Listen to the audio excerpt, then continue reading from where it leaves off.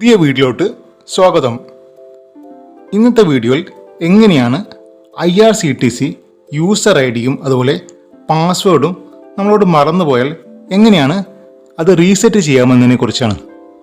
IRCTC ആപ്പിൽ ഒരു mobile number ഉപയോഗിച്ചും അതുപോലെ ഒരു Gmail ID ഉപയോഗിച്ച് ഒരിക്കൽ മാത്രമേ രജിസ്റ്റർ ചെയ്യാൻ കഴിയുള്ളൂ.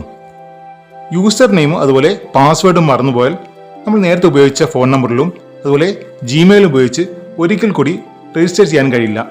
അതുകൊണ്ട് തന്നെ നമ്മുടെ യൂസർ ഐഡിയും അതുപോലെ പാസ്വേഡും റീസെറ്റ് ചെയ്യുകയേ മാർഗമുള്ളൂ. അതെങ്ങനെയാണെന്ന് നോക്കാം. IRCTCയുടെ ഈ വിൻഡോ സൈൻ ഇൻ ചെയ്യാനുള്ള വിൻഡോ ആണ്. ഇവിടെ നിങ്ങൾക്ക് കാണാൻ സാധിക്കും ഫോർഗോട്ട് അക്കൗണ്ട് ഡീറ്റെയിൽ എന്ന്. ഈ ഓപ്ഷൻ ക്ലിക്ക് ചെയ്യുക. ഇവിടെ ഫസ്റ്റ് എൻ്റർ ചെയ്യാനുള്ളത് യൂസർ ഐ ഡി ആണ്.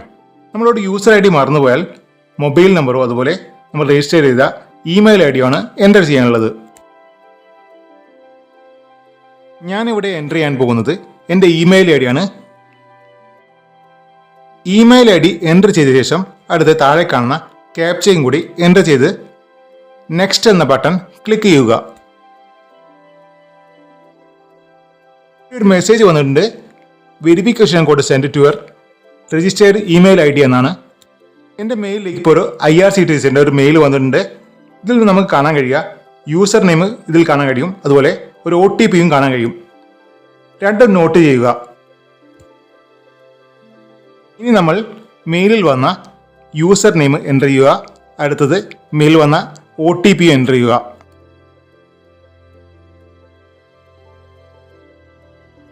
അതായത് നമ്മൾ ഒരു പുതിയ പാസ്വേഡാണ് ഇവിടെ ക്രിയേറ്റ് ചെയ്യേണ്ടത്. അത് താഴെ കൺഫേം ചെയ്യുക. പാസ്വേഡും കൂടി കൺഫേം ചെയ്ത് കഴിഞ്ഞാൽ ഇവിടെ താഴെ ഒരു ക്യാപ്ച കാണാൻ കഴിയും. അത് കറക്റ്റായി എൻ്റർ ചെയ്യുക. അതിനുശേഷം സബ്മിറ്റ് എന്ന ഓപ്ഷനിൽ ക്ലിക്ക് ചെയ്യുക. ഇപ്പോൾ ഒരു മെസ്സേജ് വന്നിട്ടുണ്ട്, യുവർ പാസ്വേഡ് ചേഞ്ച് സക്സസ്ഫുള്ളി എന്നാണ്. നമ്മളുടെ പാസ്വേഡ് റീസെറ്റായി കഴിഞ്ഞു. ഇനി നമ്മൾ ഈ യൂസർ നെയിമും പാസ്വേഡും ഉപയോഗിച്ച് ഇതിൽ ലോഗിൻ ചെയ്യാം. അതിനായിട്ട് നമ്മൾ യൂസർ നെയിമും എൻ്റർ ചെയ്യുക. അതിനുശേഷം പാസ്വേഡും എൻ്റർ ചെയ്യുക. പിന്നെ താഴെ കാണുന്ന ക്യാപ്ചയാണ് എൻ്റർ ചെയ്യാനുള്ളത്. അതിനുശേഷം ലോഗിനിൽ ക്ലിക്ക് ചെയ്യുക. ഇവിടെ നമുക്കൊരു 4 അക്ക പിൻ നമ്പർ ക്രിയേറ്റ് ചെയ്യാനുണ്ട്. അത് താഴെ കൺഫേം ചെയ്യുക. അതിനുശേഷം സബ്മിറ്റ് എന്ന ബട്ടണിൽ ക്ലിക്ക് ചെയ്യുക. ഇനി നമുക്കൊരു ട്രെയിൻ ടിക്കറ്റ് കൂടി ബുക്ക് ചെയ്ത് നോക്കാം.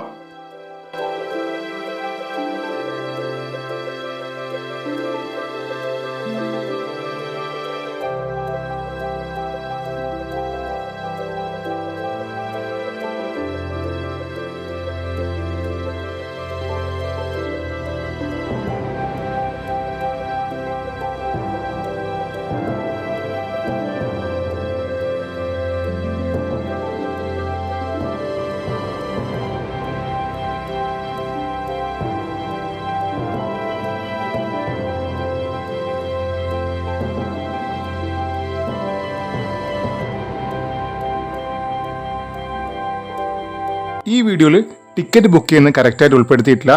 നേരത്തെ ഒരു വീഡിയോ ചെയ്യുന്നുണ്ട്, അതിൽ IRCTC ആപ്പ് രജിസ്റ്റർ ചെയ്യുന്നതും അതുപോലെ ടിക്കറ്റ് ബുക്ക് ചെയ്യുന്നതിനെ കുറിച്ചുള്ള ഒരു വീഡിയോ ആണ്.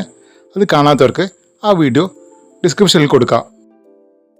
ഈ വീഡിയോ നിങ്ങൾ ഇഷ്ടപ്പെട്ടാൽ ലൈക്ക് ചെയ്യുക, ഷെയർ ചെയ്യുക, കമൻറ്റ് ചെയ്യുക. മറ്റൊരു വീഡിയോയുമായി വീണ്ടും കാണാം. ഏവർക്കും നന്ദി.